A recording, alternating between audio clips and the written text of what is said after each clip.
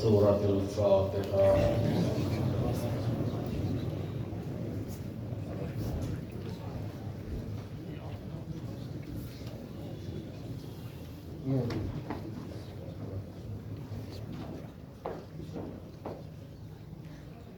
اللهم اغفر المؤمنين والمؤمنات والمسلمين والمسلمات الأحياء منهم والأموات، تابع بيننا وبينهم بالخيرات، إنك سميع المجيب الدعوات، وإنك قاضي الحاجات، وإنك لجعلت لكل شيء قدرا. إن الله وملائكته يصلون على النبي يا أيها الذين آمنوا صلوا عليه وسلموا تسليما. اللهم صل على محمد وآل محمد. لا حول ولا قوة إلا بالله العلي العظيم. حسبنا الله ونعم الوكيل، نعم المولى ونعم النصير. بسم الله الرحمن الرحيم. الحمد لله الذي هدانا لهذا وما كنا لنهتدي لولا أن هدانا الله، والصلاة والسلام على أشرف الأنبياء مولانا أبي القاسم محمد. اللهم صل على محمد وآل محمد وأهل بيته الطيبين الطاهرين المعصومين المظلومين المنتجبين المنتخبين. أما بعد، فقد قال الله سبحانه تبارك وتعالى في قرآنه المجيد وفرقانه الحميد وقوله الحق بالحق. بسم الله الرحمن الرحيم. ونريد أن نمن على الذين استضعفوا في الأرض ونجعلهم أئمة ونجعلهم الوارثين. اللهم صل على محمد وآل محمد. حاضرین گرامی مرتبہ، ارشاد رب العزت مالک حقیقی، خالق کون و مکان، مالک ارض و سما، زمین و آسمان کا شامیانہ بغیر کسی سکون کے قائم رکھنے والا، آفتاب و مہتاب کی روشن قندیل معلق کرنے والا، ماشاءاللہ اپنی پاک و پاکیزہ مطہر مقدس کتاب میں ارشاد فرما رہا ہے کہ دیکھو، ہم نے کوئی زمانہ یا کوئی وقت بغیر وارث کے نہیں چھوڑا۔ اگر ہمارا دین ہے، ہمارا آئین ہے، ہمارا قانون ہے، تو اس قانون قدرت کو بتانے کے لیے جو ہم نے بھیجا وہی وارث دین ہے۔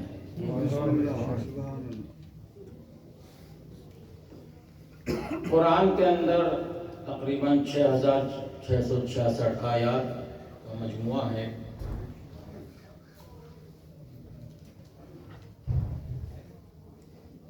اور قرآن کا یہ اعلان ہے کہ یہ قرآن لا ریب فیہ ہے۔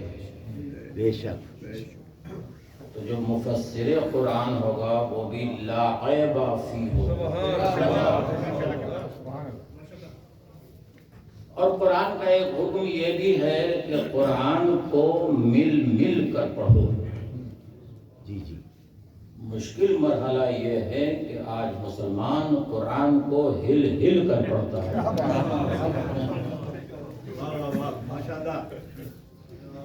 قرآن کے اندر بڑے مطالب ہیں، بڑے مفاہیم ہیں، بہت گہرائیاں ہیں، بہت اسرار ہیں جو ذہن انسانی ان مطالب و ادراک و افہام و تفہیم تک پہنچنے سے قاصر ہے۔ دنیاوی کتاب کو کوئی جلدی نہیں سمجھ سکتا، تو وہ تو الہی کلام ہے، اسے کون سمجھے گا؟ اس کو سمجھنے اور سمجھانے کے لیے وہ شخصیت ہونی چاہیے کہ جو خدا کے پاس سے علم لے کر آئی۔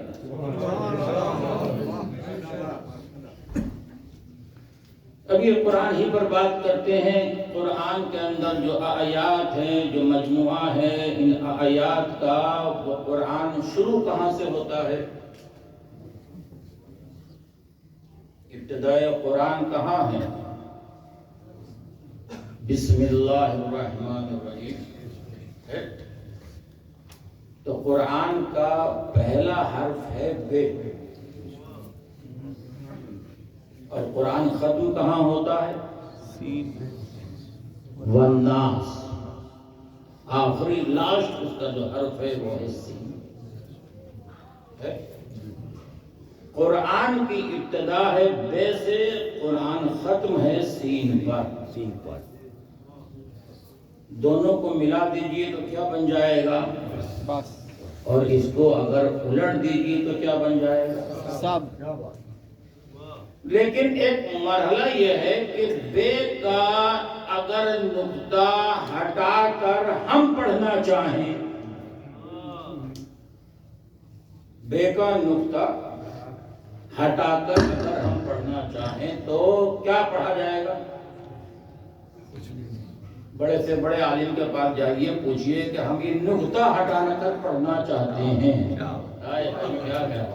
نقطہ ہٹا کر پڑھنا چاہتے ہیں۔ یہ نقطہ کوئی معمولی نقطہ نہیں ہے، یہ وہی نقطہ ہے جس کے لیے شاہ فرمایا انا نقطہ فتحت الباب۔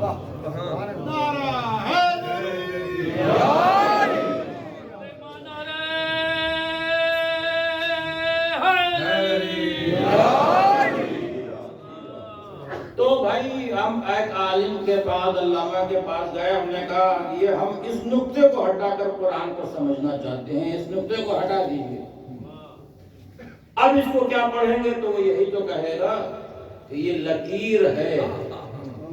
کہنا یہی چاہتا ہوں کہ علی کو چھوڑ کر قرآن لوگے تو قرآن تو نہ ملے گا، لکیر کے فقیر ضرور بن جاؤ گے۔ کل ایمان، کل قرآن، حق دا امام، نعرہ حیدری۔ تواتر کے ساتھ معصومین کا حکم ہے۔ متوجہ ہوں، تقریر کا شاید یہاں سے آغاز ہو جائے۔ تواتر کے ساتھ معصومین کا حکم ہے کہ اگر کسی جگہ، کسی مقام پر ہمارے چاہنے والے دو، تواتر اور آحاد فقہ کی اصطلاح ہے، تواتر اسے کہتے ہیں کہ جہاں سلسلہ روایت حذف نہ ہو۔ تو تواتر کے ساتھ معصومین کا حکم ہے کہ اگر ہمارے چاہنے والے دو یا دو سے زیادہ کسی جگہ پر جمع ہوں تو انہیں چاہیے کہ وہ ہمارا تذکرہ کریں۔ ہمیں کیا کریں؟ ہم اس کی پھر وجہ بتائی، سبب بتائی، علت بتائی ہے کہ ہمارا تذکرہ کریں، اس لیے کہ ہمارا تذکرہ دین کی زندگی ہے۔ امام کا جملہ ہے، ذرا گہرائی تک جائیے اور سمجھنے کی کوشش کیجیے۔ پھر امام نے فرمایا کہ ہمارا ذکر ہدایت ہے، پھر فرمایا ہمارا ذکر برکت ہے، پھر فرمایا کہ ہمارا ذکر رحمت ہے، پھر فرمایا کہ ہمارا ذکر شفا ہے، ذکر علی شفا ہے، اور پھر فرمایا کہ ہمارا ذکر عبادت ہے، ہمارا ذکر عبادت ہے، اور عبادت بھی ایسی جو کبھی قضا نہیں ہوتی جب تک کہ اسے قضا نہ آ جائے، جب تک کہ اسے قضا۔ لیکن سب سے پہلا مرحلہ یہ ہے، بس تقریر شروع کروں، سب سے پہلا مرحلہ یہ ہے کہ معرفت الہی، ہم اللہ کو معرفت اس کی کیسے حاصل کریں، اللہ کو کیسے سمجھے کہ یہ اللہ ہے، اس کی کیسے پہچان کریں، کیسے معرفت حاصل کریں۔ دو سبب ہو سکتے ہیں، دو وجہ ہو سکتی ہیں، دو طریقے ہو سکتے ہیں۔ یا تو اللہ، توجہ کیجیے گا، بسم اللہ. اپنے جسم و جسمانیات کے ساتھ یہاں آ جائیں، گھبرائیے نہیں، کہا صاحب یہ ناممکن ہے، اس لیے کہ وہ ہے واجب الوجود، ہم ہیں ممکن الوجود، وہ اگر یہاں آ جائے تو واجب نہ رہے، ہم اگر وہاں چلے جائیں تو ممکن نہ رہے، وہ اگر یہاں آ جائے تو خالق نہ رہے، ہم اگر وہاں چلے جائیں تو مخلوق نہ رہے، وہ اگر یہاں آ جائے تو مسجود نہ رہے، ہم اگر وہاں چلے جائیں تو ساجد نہ رہے، وہ اگر یہاں آ جائے تو معبود نہ رہے، ہم اگر وہاں چلے جائیں تو عابد نہ رہے۔ یا اللہ ہم تجھے کیسے سمجھیں کہ تیری آن کیا، بان کیا، شان کیا، عزت کیا، عظمت کیا، جنت کیا، کوثر کیا؟ تو آواز قدرت آئے گی کہ اگر آنکھوں میں بصارت کے ساتھ بصیرت موجود ہے تو تاریخ اسلام کے آئینے میں دیکھنا، ہم نے ایک ایسی ہستی پیدا کی ہے جو دیکھنے میں تمہارے جیسا، کمال میں ہمارے جیسا۔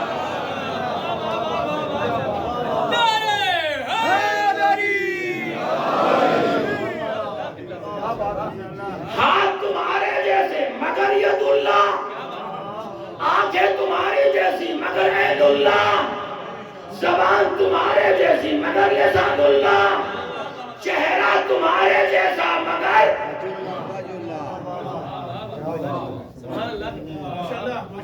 آپ نے تو کہہ دیا وجہ اللہ، آپ نے تو کہہ دیا وجہ اللہ۔ اب میں آپ سے سوال کروں کہ اللہ کا چہرہ کہاں ہے؟ بھئی اللہ کا چہرہ کہاں ہے؟ اگر اللہ کا چہرہ، اللہ نے چہرہ بنایا یا نہیں بنایا؟ پہچان کا دوسرا ذریعہ ہوتا ہے فیس، چہرہ ہے۔ میرے یہاں پہنچنے سے پہلے جو لوگ نہیں جانتے تھے، میرا اعلان یا نام لے کے ہوا، کسی نے دیکھا تھا کہ کون ہے شباب نقوی؟ آپ نے مجھے کیسے پہچانا؟ چہرہ دیکھ کر۔ میں نے آپ کو کیسے پہچانا؟ چہرہ دیکھ کر۔ تو معلوم یہ ہوا کہ پہچان کا ایک ذریعہ چہرہ بھی ہے۔ پہچان کا ذریعہ چہرہ ہوتا ہے۔ خدا کو پہچاننا ہے، خدا پر واجب ہے کہ کچھ بنائے یا نہ بنائے مگر اپنا چہرہ ضرور بنائے۔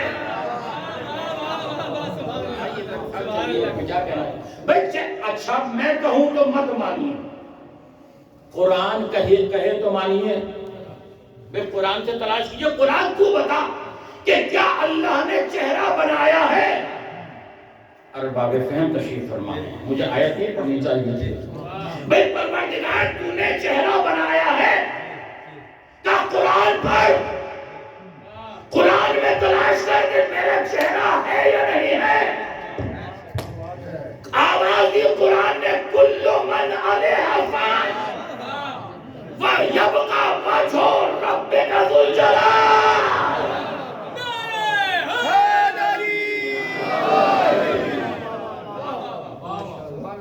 کیا کہا کہ دیکھو کل من علیہا فان، ہر چیز کائنات کی فنا ہو جائے گی۔ قرآن ہے بھائی، حدیث روایت نہیں ہے، قرآن ہے۔ دیکھو کائنات کی ہر چیز ختم ہو جائے گی، فنا ہو جائے گی، ختم ہو جائے گی، مٹ جائے گی۔ قرآن کہہ رہا ہے وَيَبْقَى وَجْهُ رَبِّكَ ذُو الْجَلَالِ وَالْإِكْرَامِ، مگر اللہ کا چہرہ باقی رہے گا۔ نہیں رکیے،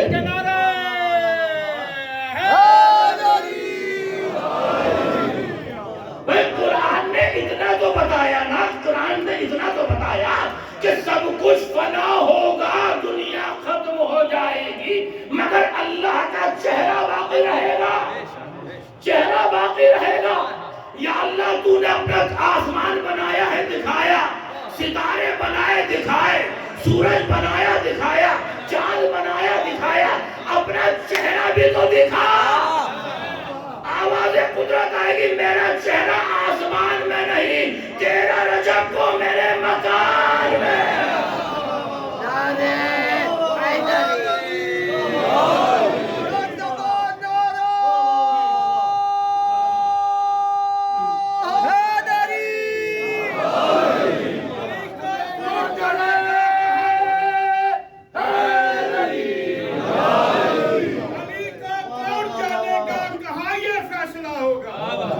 علی کا کون جانے گا کہاں یہ فیصلہ ہوگا؟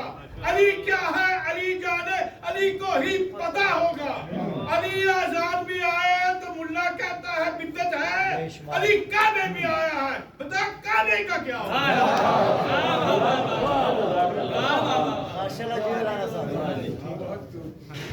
آئیے پھر قرآن کی طرف، پھر آئیے قرآن کی طرف۔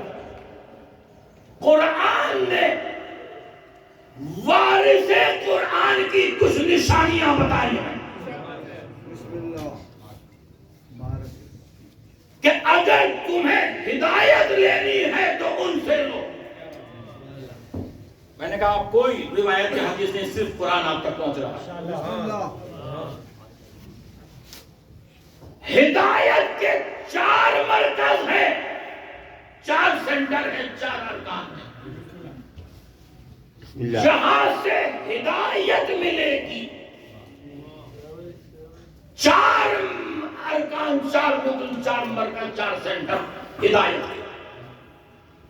پہلا اللہ، دوسرا رسول، تیسرا کعبہ، چوتھا قرآن۔ گھبرائیے نہیں، میں نتیجہ کہاں آپ کو لانا چاہتا ہوں۔ ہدایت کے 4 مرکز،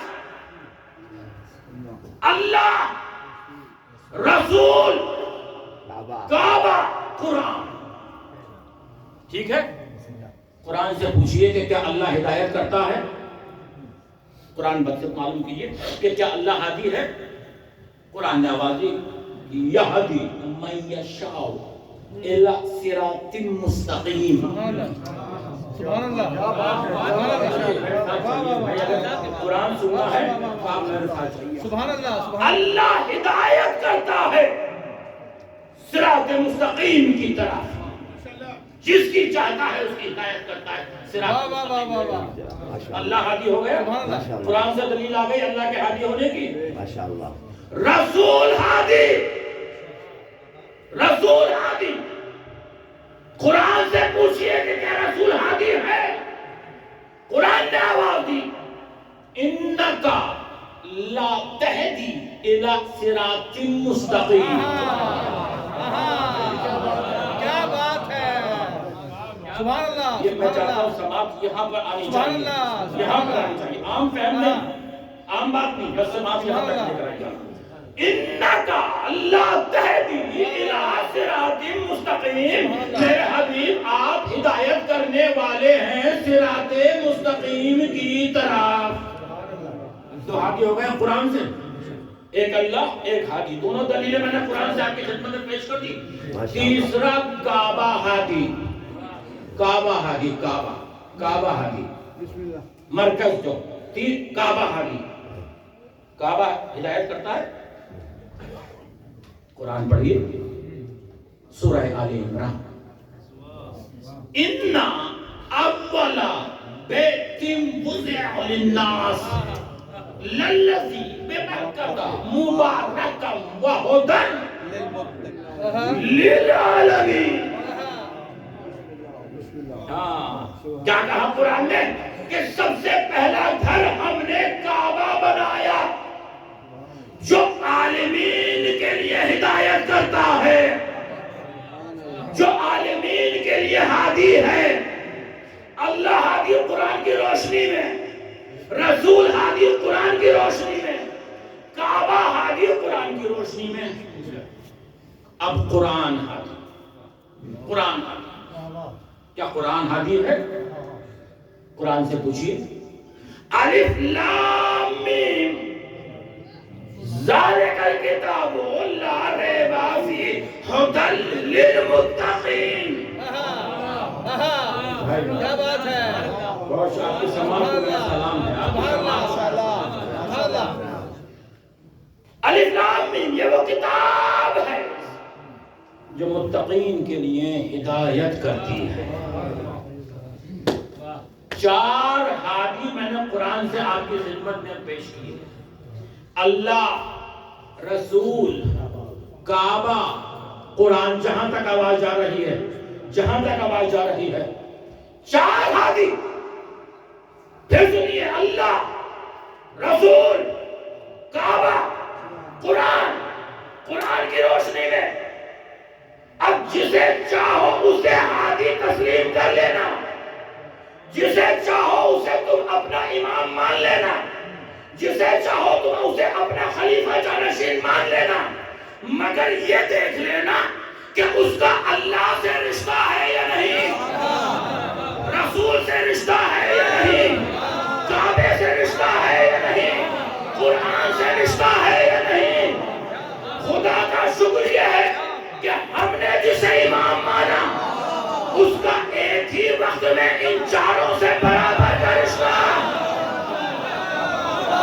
جب دنیا میں آیا تو خدا کے گھر میں آیا، خدا سے رشتہ آیا تو رسول کے ہاتھوں پر آیا، رسول سے رشتہ آیا تو قرآن پڑھتا ہوا آیا، قرآن سے رشتہ آیا تو کعبے میں آیا، کعبے سے.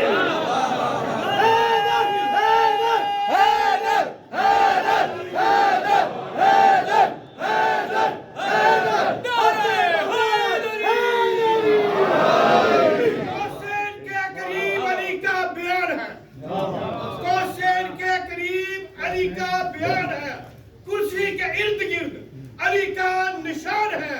حیدر تیرے مقام کو وہ کیا سمجھ سکے جس کی نظر کی آخری حد یہ آسمان ہے.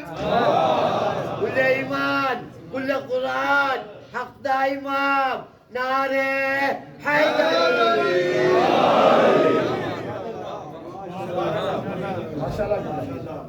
قرآن کو ماننے کا نام اسلام ہے، آل محمد کو ماننے کا نام ایمان ہے. لا الہ الا اللہ اسلام ہے، محمد رسول اللہ اسلام ہے، علی ولی اللہ ایمان ہے.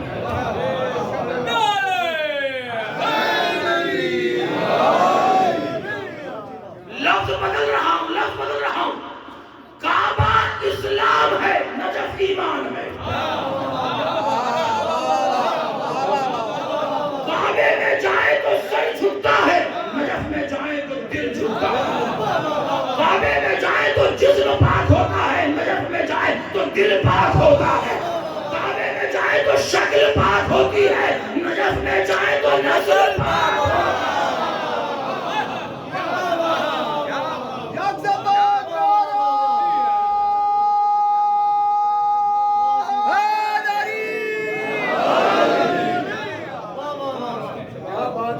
کیا کہنا.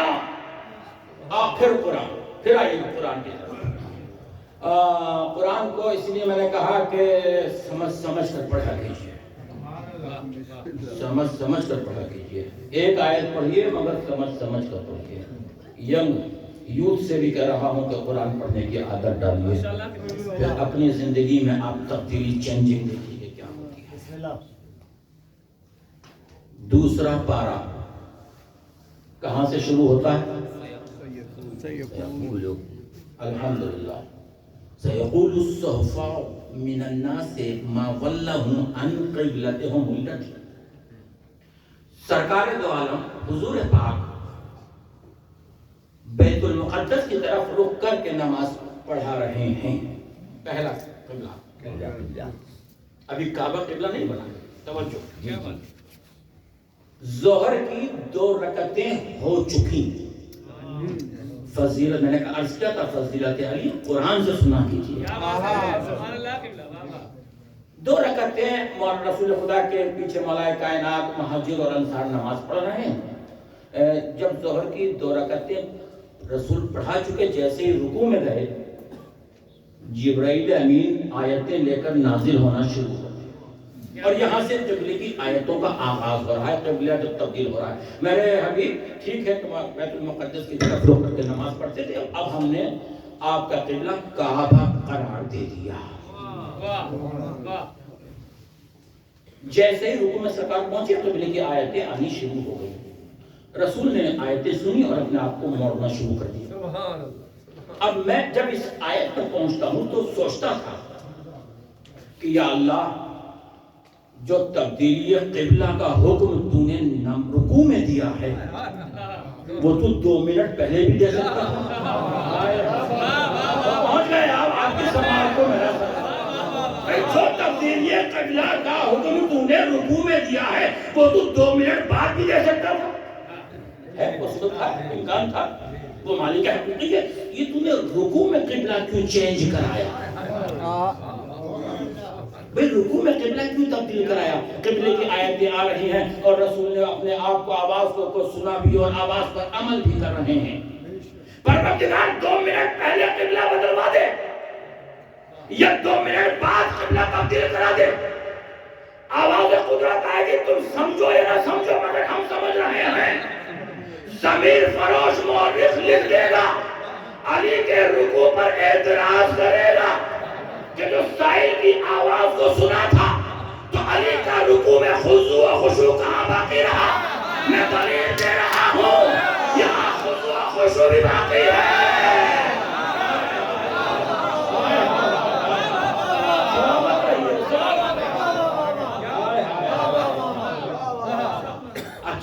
اچھا اب میں اپنے یوتھ سے سوال کر رہا ہوں جب آپ رکوع میں تشریف لے جاتے ہیں تو آپ کی نگاہیں کہاں ہوتی ہیں؟ زمین پہ. فقہی مسئلہ ہے نگاہیں کہاں ہونی چاہیے؟ زمین پہ. مستحب ہے زمین پہ نہیں. ہاں احسن. جب آپ سن لے جو بچہ نہیں پہنچ پا رہا جب رکوع کی پوزیشن میں آپ ہوں تو آپ کی نگاہیں دونوں قدموں کے درمیان ہونی چاہیے دونوں پیروں کے درمیان. اب رسول ہے رکوع میں علی بھی رکوع میں ہے ان کے پیچھے. جب عام مسلمان کے لیے یہ حکم ہے کہ نگاہیں دونوں پیروں کے درمیان ہونی چاہیے تو ظاہر ہے کہ علی کی بھی نگاہیں پیروں کے درمیان ہوں گی. لیکن رسول نے جیسے ہی جبرائیل کی آواز کو سنا رسول نے جیسے ہی موڑا علی نے بھی موڑنا شروع کر دیا. اور مولا کائنات جب اپنے فضائل بیان فرماتے تھے تو فرماتے تھے انا مصلی الی القبلتین میں وہ نماز پڑھنے والا ہوں جس نے ایک ہی وقت میں 2 قبلوں کی طرف نماز پڑھی. اچھا اب فقہ مسئلہ آپ تک پہنچ گیا کہ جب آپ رکوع میں جائیں تو دونوں نگاہیں دونوں پیروں کے درمیان ہوں. رسول ہیں رکوع میں علی ان کے پیچھے مہاجر اور انصار ان کے پیچھے نماز پڑھ رہے ہیں. جب رسول نے اپنے آپ کو موڑا تو علی نے اپنے آپ کو کیسے موڑ لیا؟ یہ میرا سوال ہے. بے پروردگار یہ رسول پر آیتیں نازل ہو رہی ہیں جبرائیل کی آواز کو سنا اور اپنے آپ کو موڑ لیا. ظاہر ہے علی نے رسول کو مڑتے ہوئے تو نہیں دیکھا ہوگا. جب مڑتے ہوئے نہیں دیکھا تو علی نے اپنے آپ کو موڑا کیسے؟ جب نماز تمام ہو گئی کوئی صاحب آگے بڑھے کیا یاری ہم بھی تمہارے پہلو میں نماز پڑھ رہے تھے یہ آپ نے اپنے آپ کو رسول کے ساتھ کیسے موڑ لیا؟ مسکرا کر فرمانے لگے جو آواز جبرائیل کی رسول سنا تھا.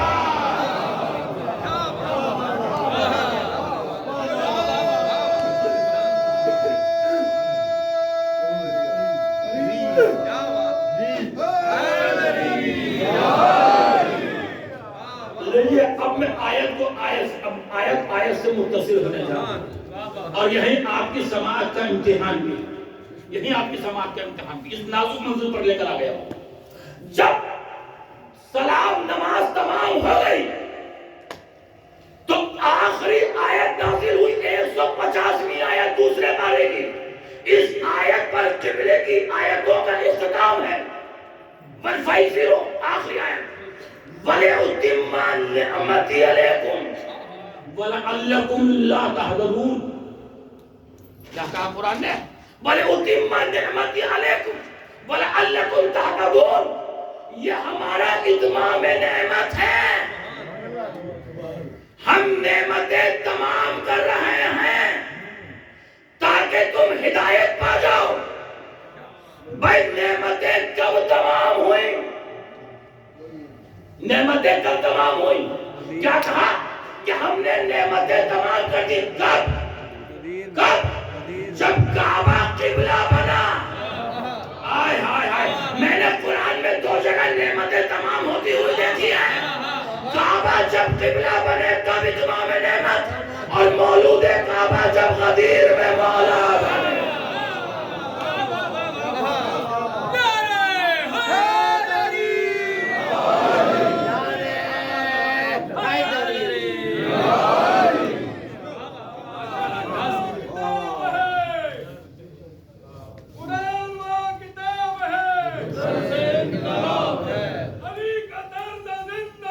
منافقت کی موت ہے، ہماری درس کا کربلا کربلا، حق قصیدہ راستہ کربلا کربلا،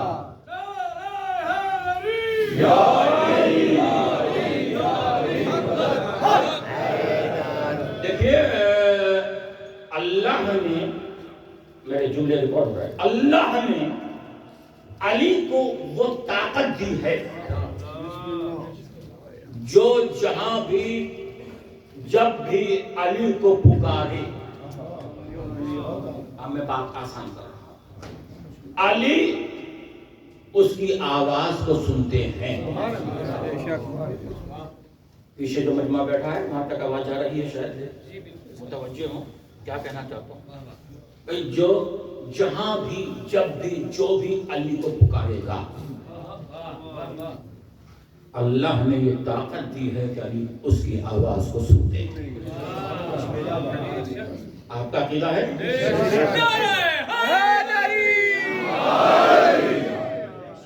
اب سوال کروں گا محسن صاحب، سوال کروں۔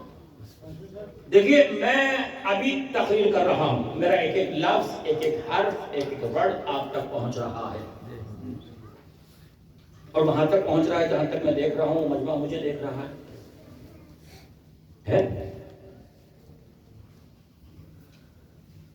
لیکن میری تقریر کے درمیان میں کوئی صاحب کھڑے ہو کر نوحہ پڑھنا شروع کر دی، ایک صاحب مرثیہ پڑھنا شروع کر دی، ایک صاحب سلام پڑھنا شروع کر دیں،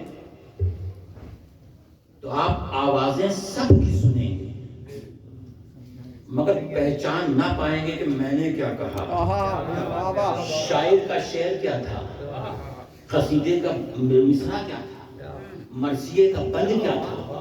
اب میرا سوال ہے کہ مولا ایک وقت میں کروڑوں انسان اس دنیا میں آپ کو پکارتے ہیں، کسی نے روزی مانگی، کسی نے روٹی مانگی، کسی نے شہرت مانگی، کسی نے عزت مانگی، کسی نے کچھ مانگا، مولا پہچانتے کیسے ہیں کہ روزی کس نے مانگی، روٹی کس نے مانگی، شہرت کس نے مانگی، عزت کس نے مانگی، عظمت کس نے مانگی؟ مسکرا کر آواز دیں گے جس کی ذوالفقار نسلیں پہچانتے ہیں۔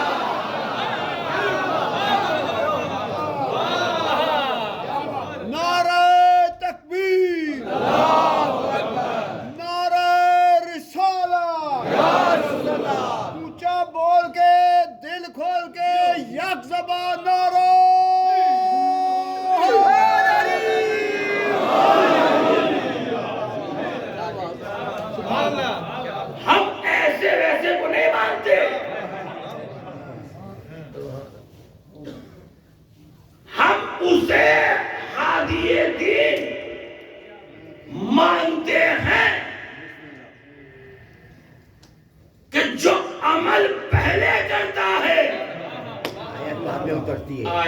پاک میں نازل ہوتی ہے۔ ہائے ہائے ہائے، اپنے بات یہاں تک لے کر آ گئے۔ عمل پہلے ہوتا ہے، آیت بعد میں ہوتی ہے۔ مولا علی نے حالت رکوع میں انگوٹھی پہلے دی ہے، انما ولیکم اللہ کی آیت بعد میں آئی ہے۔ علی میدان جنگ میں پہلے آئے ہیں، کأنہم بنیان مرصوص کی آیت بعد میں آئی ہے۔ نبی نے علی و بطول کا نکاح پہلے کیا ہے، مرج البحرین یلتقیان کی آیت بعد میں آئی ہے۔ علی نے نبی کے ہاتھوں پر قرآن پہلے سنایا ہے، ومن عنده علم الکتاب کی آیت بعد میں آئی ہے۔ نبی نے چاروں نفسوں کو چادر میں پہلے لیا ہے، انما یرید اللہ لیذھب کی آیت بعد میں آئی ہے۔ نبی نے علی کو غدیر میں مولا پہلے بنایا ہے، الیوم اکملت لکم کی آیت بعد میں آئی ہے۔ علی نبی کے بستر پر پہلے سوئے ہیں، ومن الناس من یشری نفسہ ابتغاء کی آیت بعد میں آئی ہے۔ علی کے گھر سے روٹیاں پہلے گئی ہیں، کھانا بعد میں آئی ہے۔ بس یاد رکھیے، جو آیتوں پر عمل کرے وہ مسلمان ہے، جس کے عمل پر آیت آ جائے وہ کل ایمان ہے۔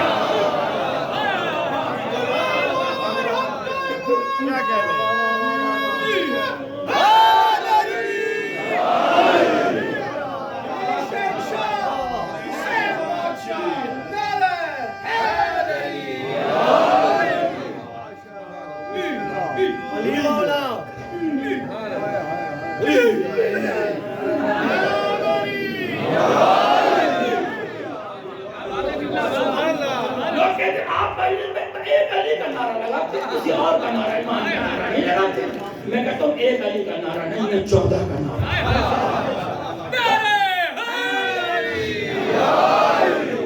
دلیل کیا ہے؟ قرآن نے آواز دی، والشمس وضحاہا والقمر اذا تلاہا۔ ایک علی کا نعرہ نہیں، 14 کا نعرہ ہے۔ والشمس، مجھے قسم ہے سورج کی، خدا فرما رہا ہے مجھے قسم ہے چاند کی، جو اس کا بلا فضل وارث ہے۔ ترجمہ آپ نے بڑی آسانی سے سن لیا۔ خدا فرما رہا ہے کہ مجھے قسم ہے سورج کی، مجھے قسم ہے چاند کی۔ ایک علی کا نعرہ نہیں، 14 کا نعرہ ہے۔ مجھے قسم ہے سورج کی، مجھے قسم ہے چاند کی، جو اس کا بلا فضل وارث ہے۔ میں نہیں کہہ رہا، مولانا اشرف علی تھانوی نے لکھا کہ تعلیم اسے کہتے ہیں، تعلیم اسے کہتے ہیں کہ جب 14ویں تاریخ کا سورج غروب ہوتا ہے، ادھر سورج غروب ہوا، ادھر چاند بلا فاصلہ نکلتا ہے۔ ایک علی کا نعرہ ہے، 14 کا نعرہ ہے۔ بس دعا دے دیجیے گا، بزرگوں سے دعا کا تعلیم ہو۔ کیا کہا؟ مجھے قسم ہے سورج کی، ایک علی کا نعرہ نہیں، 14 کا نعرہ ہے۔ مجھے قسم ہے چاند کی، جو اس کا بلا فصل وارث ہے، بلا فصل وارث ہے۔ سورج ایک ہے۔ طبری نے لکھا کہ رسول نے آواز دی، انا کالشمس وعلی کالقمر والنجوم کالختم۔ میں سورج ہوں، علی چاند ہے۔ میں سورج ہوں، علی چاند ہے۔ ستارے ہمارے نوکر ہیں، ستارے ہمارے نوکر ہیں، خادم ہیں۔ میں سورج ہوں، علی چاند ہے۔ ایک علی کا نعرہ ہے، 14 کا نعرہ ہے۔ خدا نے کہا مجھے قسم ہے سورج کی، مجھے قسم ہے چاند کی، جو اس کا بلا فصل وارث ہے۔ رسول نے فرمایا میں سورج ہوں، علی چاند ہے۔ میں سورج ہوں، علی چاند ہے۔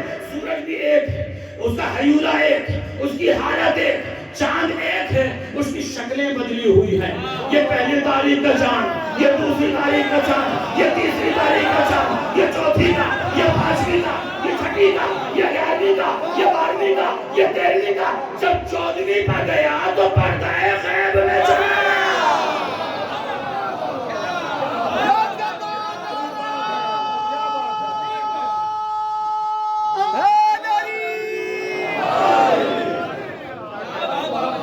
جو ابھی تک علی کا نام جس نے نہ لیا ہو اب لے لے اب لے لے اونچا ہے آسمان سے تیرا سر علی علی اونچا ہے آسمان سے تیرا سر علی علی قبلہ ہے حاجتوں کا تیرا در علی علی نام لے قبلہ ہے حاجتوں کا تیرا در علی علی میرے لفظ کی ترتیب پر دھیان رکھیے گا میرے لفظ کی ترتیب کو پر قبلہ ہے حاجتوں کا تیرا در علی علی لکھا ہے جبرائیل کے پر علی علی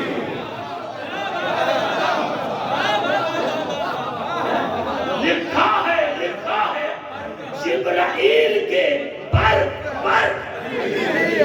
سورج پلٹ رہا ہے یہ کہے گا علی علی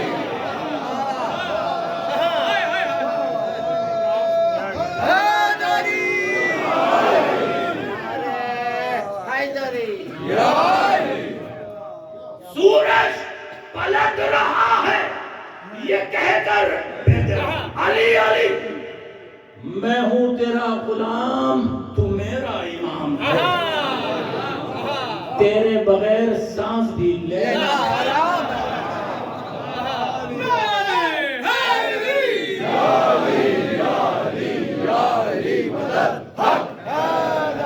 سینے میں دل ہے دل میں تمنا علی کی ہے آنکھوں میں اشکوں میں صورت علی کی ہے جو سانس ہے وہ سانس امانت علی کی ہے ہم کیا پیمبروں کو ضرورت علی کی ہے ایک مصر میں پوری تاریخ ہوگی ہم کیا پیمبروں کو ضرورت علی جب بھی گھری ہے بلاؤں میں زندگی بے ساختہ زبان سے نکلا ہے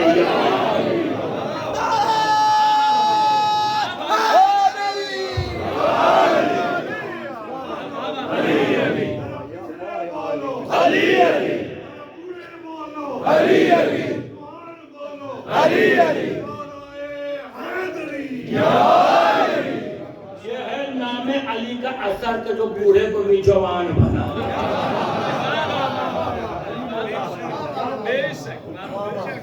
یہ ہے محبت علی کا اثر اس بند کے لیے میں نے یہ 2 بند پڑھے تھے خوشبو نہ آئے جس میں وہ کاغذ کا پھول ہے خوشبو نہ آئے جس میں وہ کاغذ کا پھول ہے حب علی بغیر عبادت فضول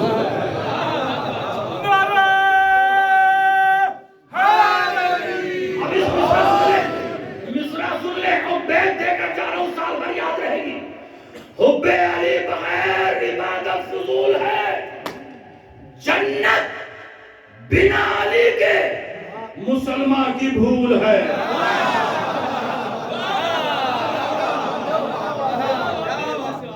جنت بنا علی کے مسلمان کی بھول ہے سب نے سنا ہے صاف یہ قول رسول ہے قول رسول سن لیجئے یہ چوتھے مصرے سے میں نے بیان کر لیا کہ سب نے سنا ہے صاف یہ قول رسول ہے کیا ہے قول رسول جو بھی علی کے عشق سے دامن بچائے گا جو بھی علی کے عشق سے دامن بچائے گا کعبے میں بھی مرے گا تو دوزخ میں جائے گا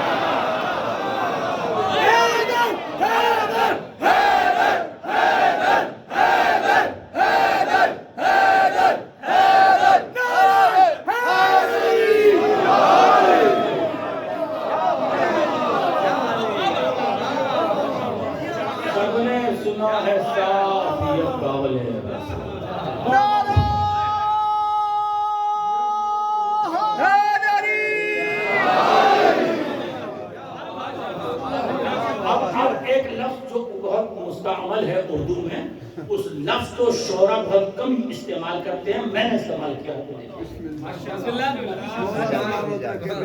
سرمایہ حیات ہے عشق ابو تراب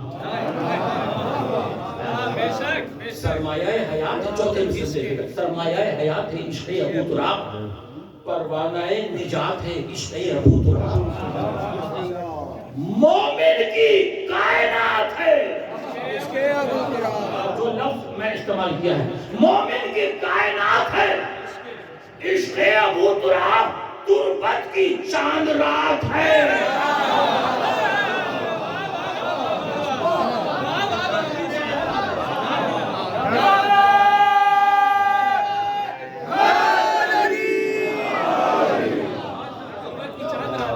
تربت کی چاند رات ہے۔ لوگ کہتے ہیں علی کیسے قبر میں آتے ہیں، ہمیں سمجھ میں نہیں آتا، کتنی مٹی کتنے برگے اور نیچے مردہ موجود ہے، آپ کہتے ہیں کہ علی مدد کو آتے ہیں۔ اب تیری مدد کو آئیں یا نہ آئیں، ہماری مدد کو آتے ہیں۔ یقین ہے لوگ کہتے ہیں کیسے آ سکتے ہیں، کیسے آ سکتے ہیں؟ تو جواب سن لے، جسے کعبے کی دیوار نہ روک سکے، کیا بات ہے، کیا کہنا ہماری یہی عشق علی ہے، یہی عشق علی ہے۔ ہمارے پاس کچھ نہیں ہے، خدا کی قسم کچھ نہیں۔ آپ اگر زندہ رہیں تو آخری دم تک کوشش کیجئے کہ در علی نہ چھوٹے۔ یقین جانیے کہ ہمارے پاس ہم اس قابل نہیں ہیں جو یہ کہہ سکیں کہ ہماری پوری زندگی میں کوئی عمل ایسا ہے جو اللہ قبول کر لے۔ کوئی کہہ سکتا ہے کانفیڈنس کے ساتھ، یقین کے ساتھ؟ ہاں، بس یہ آنسو تو آپ کہہ سکتے ہیں، یہ آنسو جو سیدہ لینے کے لیے آتی ہے، بس یہ آنسو ہے ہمارے پاس، اور کچھ نہیں ہے۔ یا زینب کا ماتم ہے، تو ہمارے پاس اس کے سوا کچھ نہیں ہے پروردگار۔ اور ہمیں اس امید کے ساتھ کہ زہرا ان آنسوؤں کے صدقے میں ہمیں بخشوائیں گی۔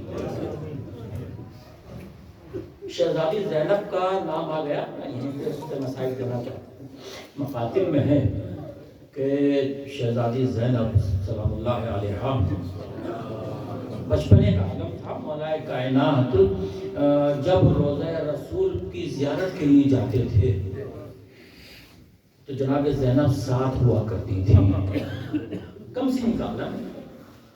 جیسے ہی رسول کے روضے پر مولا کائنات پہنچتے تھے، جو وہاں چراغ جلتا ہوتا تھا، علی اسے گل کر دیا کرتے تھے۔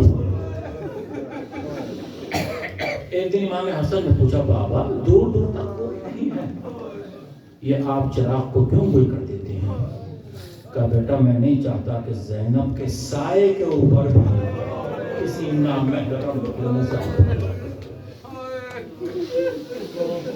اللہ زینب کا ایک منزل میں آپ کو دکھانا چاہتا ہوں۔ جب 27 رجب کا دن گزرا ہے اور 28 رجب کی شب آئی ہے، تو حسین ابن علی نصف شب تک مصلی پر عبادت کرتے رہے، اور مصلی کے قریب سکینہ لیٹی ہوئی بابا کو دیکھ، مقاتل میں ہے کہ نصف شب کے بعد حسین ابن علی اٹھے اور روضہ رسول کی طرف چلے۔ روضہ رسول پر پہنچے، آواز دی نانا آپ کی قبر کا مجاور حسین جا رہا ہے، نانا آخری سلام قبول کر لیجیے۔ اس کے بعد بھائی حسن کی قبر کی طرف آئے، بھیا حسن خدا حافظ۔ اب مقتل کا جملہ یہ ہے کہ حسین جب روضہ رسول پر جا رہے تھے تو بڑے اطمینان و سکون کے ساتھ جا رہے تھے، جب بھائی حسن کی قبر کی طرف جا رہے تھے تو بڑے اطمینان کی طرح، لیکن جیسے ہی ماں کی قبر نظر آئی، حسین ایسے دوڑے جیسے چھوٹا بچہ ماں کی قبر کی طرف جاتا ہے، جا کر اپنے آپ کو قبر پر گرا دیا، آواز دی السلام علیکم یا اماں، قبر سے آواز آئی وعلیک السلام یا غریب الام، ماں کے پردیسی بیٹے حسین تجھ پر بھی میرا سلام۔ آئے حسین، قافلہ تیار ہوا، میں جو شہزادی زینب کی منزل جب قافلہ چلنے لگا تو جناب عباس گھوڑا دوڑاتے ہوئے آئے امام حسین کے پاس کہ آقا بنی ہاشم کی عورتیں کچھ کہنا چاہتی ہیں۔ امام نے فرمایا ابھی تو ہم ناقے پر سوار ہوئے ہیں، کہاں مولا کچھ کہنا چاہتی ہیں؟ حسین آئے، کہا کیا بات ہے؟ کہا مولا آپ جا رہے ہیں، تشریف لے جائیے، علی اکبر اور عباس بھی جا رہے ہیں، آپ ان کو بھی ساتھ لے جائیے، شہزادی زینب جا رہی ہیں، ان کو بھی لے جائیے، ہم روک نہیں سکتے، لیکن ایک گزارش ہے کہ ہم دو طرف قطار لگا کر کھڑی ہو جاتے ہیں، ہمارے درمیان سے زینب کی سواری کو گزار دو، ہم دل بھر کر زینب کو دیکھ لیں۔ میں ہاتھوں کو جوڑ کر عرض کروں، اے شہزادی زینب، یہ مدینے سے آپ کا اتنا احترام ہے۔ سفر میں بچے بھی ہیں، ایک بچی بھی ہے جس کا نام سکینہ ہے۔ میں اس منزل پر آنا چاہتا ہوں، جب حسین جا رہے تھے، اس سے پہلے جناب مسلم کو کوفے کی طرف روانہ کیا تھا اور سفیر بنا کر بھیجا تھا، اور وہ پوری تاریخ آپ کے سامنے ہے، میں مسائل تک پہنچ رہا ہوں۔ جناب مسلم حسین کے سفیر، اللہ اکبر، مسلم کے ساتھ مسلم کے دو فرزند بھی تھے، محمد اور ابراہیم۔ مسلم بچی کو لے کر نہیں آئے، جناب مسلم کو قید کیا گیا تو کہ گھر میں آپ نے آرام کیا، پھر صبح میں حملہ ہوا اور جناب مسلم زخمی ہوئے اور لے کر آئے۔ میں جو منزل آپ کو دکھانا چاہتا ہوں، اور ایک مرتبہ جیسے دارالعمارہ کی طرف چلے ہیں، ہاتھوں میں ہتھکڑی ہے، زخمی حالت میں ہے، لیکن سر اٹھا ہوا ہے، سینہ تنا ہوا ہے۔ دربار میں پہنچے، کسی نے کہا تم نے امیر کو سلام نہیں کیا؟ مسلم آواز مالی امیر سوا حسین، حسین کے علاوہ میرا کوئی امیر نہیں ہے، یہ امیر میرا ملعون ہے، یہ امیر کہاں سے ہو سکتا ہے؟ بس ایک مرتبہ زخمی ہیں، ابن زیاد نے حکم دیا کہ سر کو تن سے جدا کر دو۔ ادھر حسین بے چین ہو رہے ہیں، چہرے کا رنگ متغیر ہو رہا ہے۔ جناب عباس قریب آئے، آواز آقا کیا بات ہے؟ کیا بات ہے؟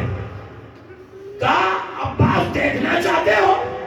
یہ یاد رہے کہ جناب عباس کی سگی بہن جناب مسلم کو کیا دیکھنا چاہتے ہو؟ ادھر مسلم دارالعمارہ کے چھت پر پہنچے، آنکھوں سے آنسو جاری ہو گئے۔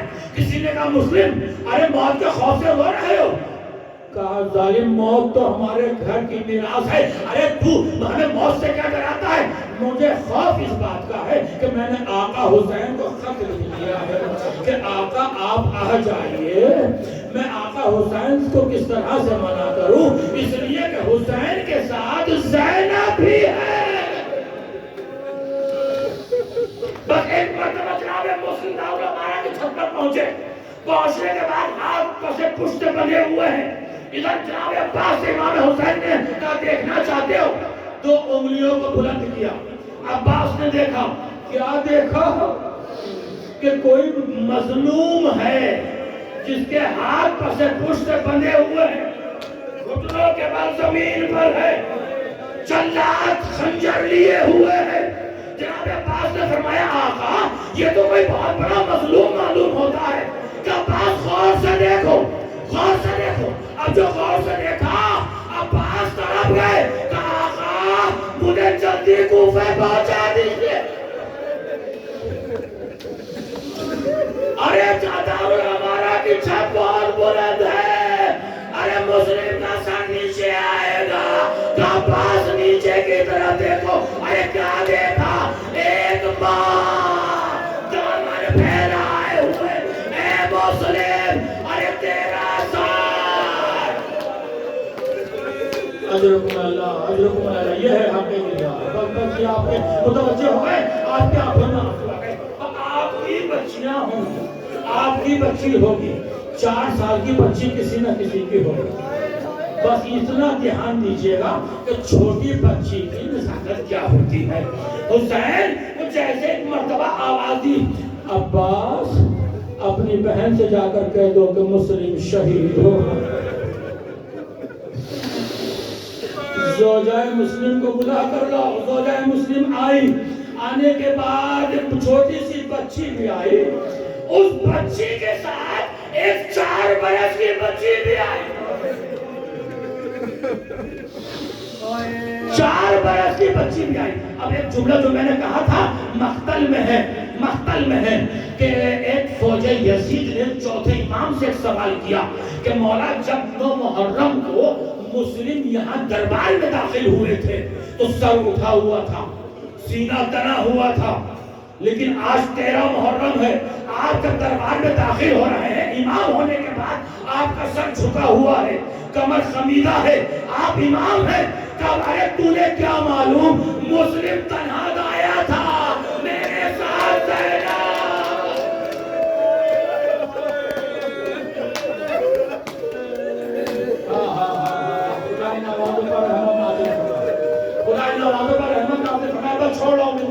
ایک مرتبہ حسین نے مسلم کی بچی کو قریب بٹھایا اور ایک سر پر ہاتھ پھیرنا شروع کیا. سر پر ہاتھ پھیرا. بنی ہاشم کی بچی تھی, سمجھ گئی, آواز دی, آپ اس طرح سے ہاتھ پھیر رہے ہیں جیسے کسی یتیم کے سر پر ہاتھ پھیر رہے. امام حسین نے جناب زینب سے فرمایا بہن زینب فلاں صندوق اٹھا کر لاؤ. ایک صندوق آیا, حسین نے کھولا, اس میں 2 چھوٹی بالیاں تھیں. اپنے ہاتھوں سے مسلم کی یتیمہ کو پہنایا. ایک یتیم بچی دیکھ رہی تھی, ایک بچی یہ دیکھ رہی تھی کہ جب کوئی بچی یتیم ہو جاتی ہے تو اس کے سر پر ہاتھ پھیرا جاتا ہے, اس کو بالیاں پہنائی جاتی ہے. لیکن آئے شام غریبہ, آئے زیب جب خیمے چل گئے, شمر آگے بڑھا, سکینہ کے سر کو بالیاں اتارے. سکینہ مختل میں, اے بابا کیا یتیموں کے ساتھ یہ حال کیا جاتا ہے, وہ مسلم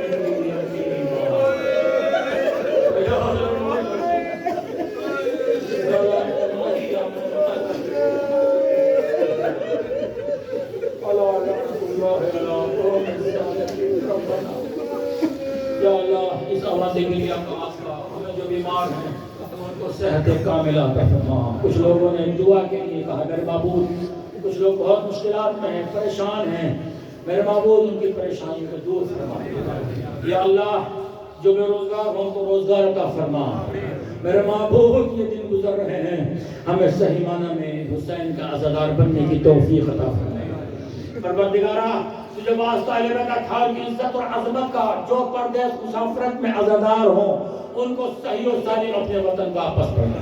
ہمارے ناموس کی حفاظت فرما, منتقم خون حسین کے ظہور میں تعجیل فرما, ہمیں ان کے ناصروں میں شمار فرما.